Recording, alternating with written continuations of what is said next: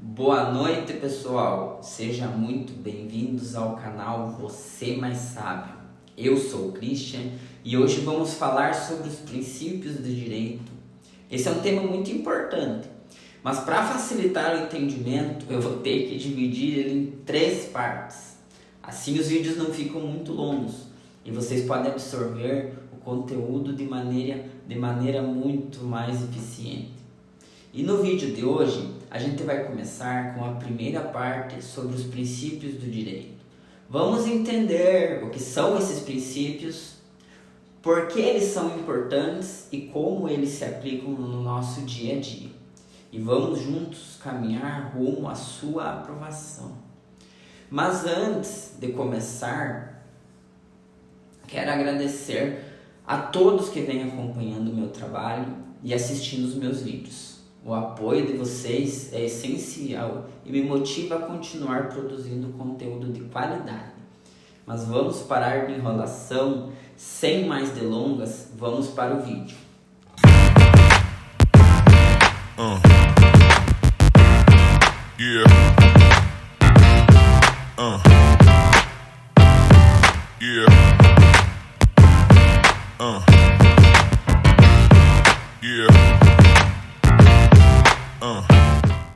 Vamos começar com o princípio da individualização da pena.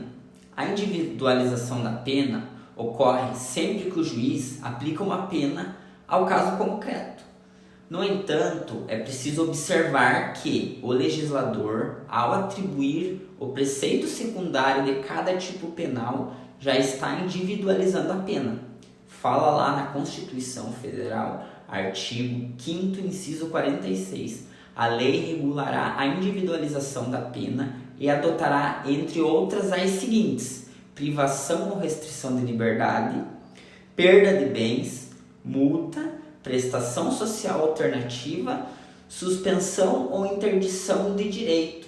Esse princípio deve ser observado nos seguintes planos: no plano legislativo, ao estabelecer as penas em abstrato; no plano judicial, aplicação da lei ao fato concreto; e o plano administrativo, é a execução da pena, a forma com que uma pena será executada entre duas pessoas diferentes entre elas.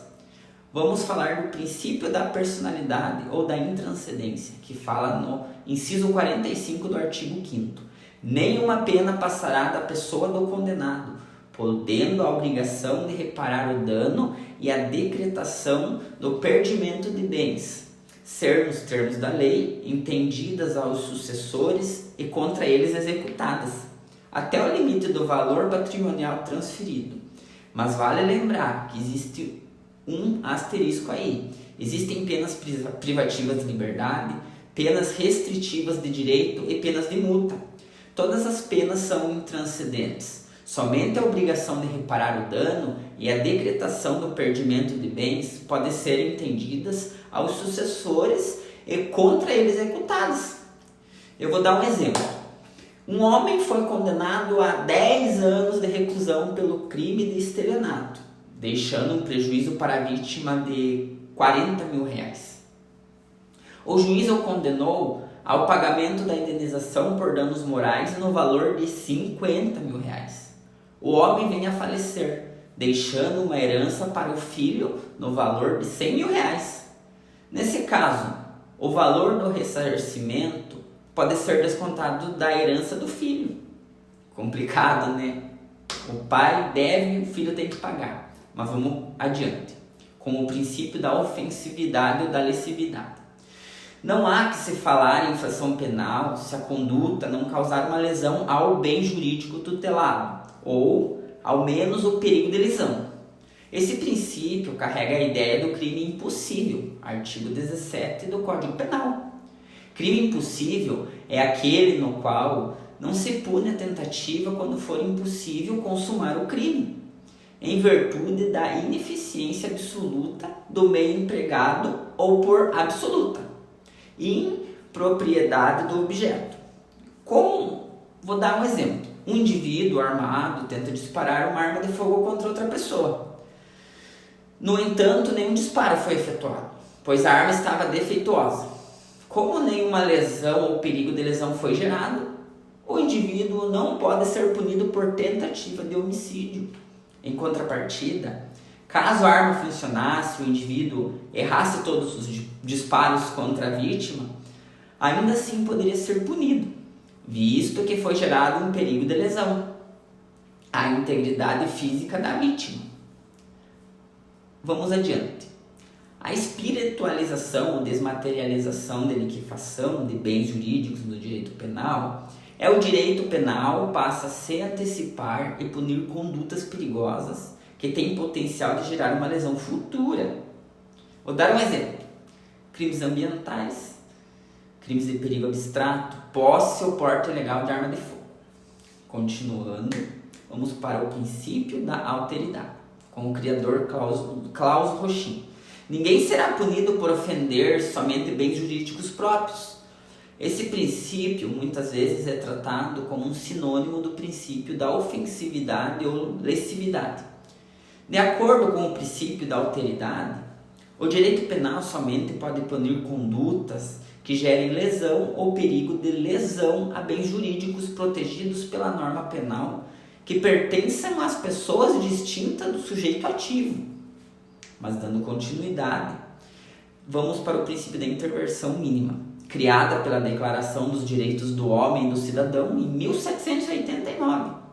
O direito penal é a última ratio, ou seja, ele é um princípio norteador do direito penal, que significa que a lei penal se aplica quando somente ela é capaz de evitar a ocorrência de atos ilícitos ou de puni-los à altura da lesão ou do perigo que a submeteram um determinado bem jurídico, dotado de relevância para a manutenção da convivência social pacífica.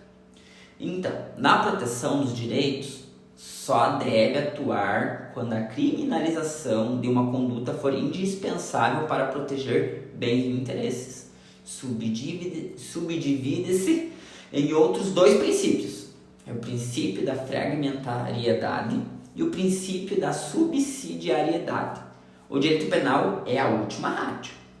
O princípio da subsidiariedade só será objeto de direito penal os ilícitos que não são suficientemente repreendidos pelos demais ramos do direito e demais meios de controle estatal.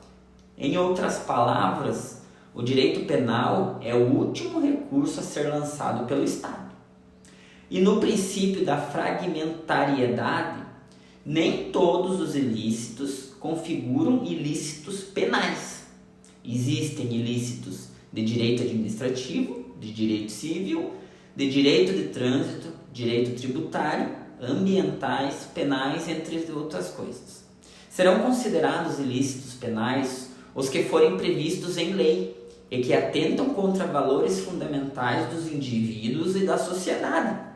E da fragmentariedade às avessas são os bens jurídicos antigamente tutelados pela lei penal que deixam de ingressar no direito penal.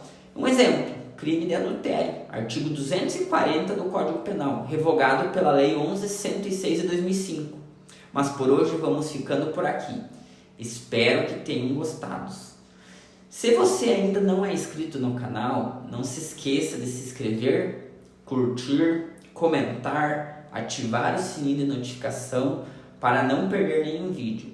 Também me siga nas redes sociais para ficar por dentro de todas as novidades. A minha rede social eu vou deixar na descrição do vídeo. Então, muito obrigado por assistir esse vídeo. Fiquem atentos para a segunda parte sobre os princípios do direito, que estará disponível em breve. Até a próxima. Fiquem todos com Deus e vamos juntos alcançar a tão sonhada aprovação.